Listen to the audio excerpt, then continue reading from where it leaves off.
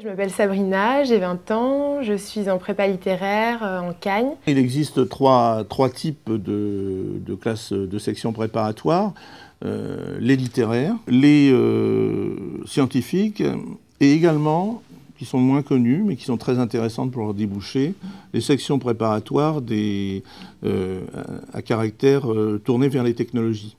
J'ai fait une terminale littéraire en spécialité anglais.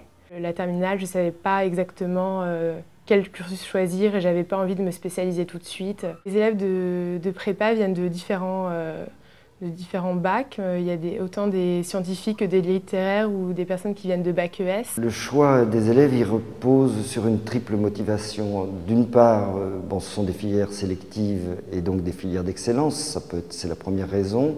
Je crois qu'il y a aussi le choix qui est motivé par le fait que ces classes restent des classes pluridisciplinaires. Et troisième raison, peut-être, l'idée de se retrouver dans le cadre d'un lycée. L'objectif, c'est évidemment de préparer au concours des écoles normales supérieures, alors École normale supérieure de la rue d'Ulm, École normale supérieure de Lyon. Caractéristique de la formation des classes préparatoires littéraires, c'est qu'on y apprend à travailler de façon intensive avec un rendement énorme et surtout à être très autonome dans son travail. En prépa, les professeurs sont beaucoup plus présents, ils nous encadrent beaucoup plus. Les qualités principales, je crois que il y a faut beaucoup de courage et de constance, hein, et aussi avoir la capacité de travailler en groupe. On a un forum de la classe qui est sur le net où on dépose nos fiches, on se passe les informations et du coup c'est vrai qu'il y a vraiment un lien entre tous les élèves. Je pense que la compétition, elle existe chez certains élèves. Avec mon expérience, je me suis rendu compte, surtout à Balzac, que la compétition, elle était assez artificielle.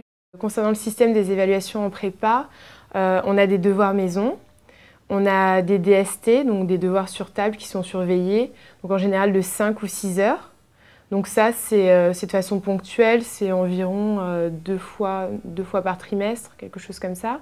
Ensuite, on a des cols dans chaque matière, donc des interrogations orales. Les débouchés, ils sont très variés. L'École normale supérieure va créer plutôt des enseignants-chercheurs maintenant. Ceux qui se dirigent vers les écoles de commerce, alors selon ce qu'ils vont choisir, vont plutôt suivre la pente commerciale ou la pente communication, ce qui est souvent le cas pour des littéraires. Pour les autres élèves, alors ce qu'il faut savoir, c'est que l'entrée en classe préparatoire n'est pas distincte de l'entrée à l'université. Après la prépa, je suis intéressée par un magistère en relations internationales ou peut-être un master en affaires internationales pour travailler dans une organisation internationale.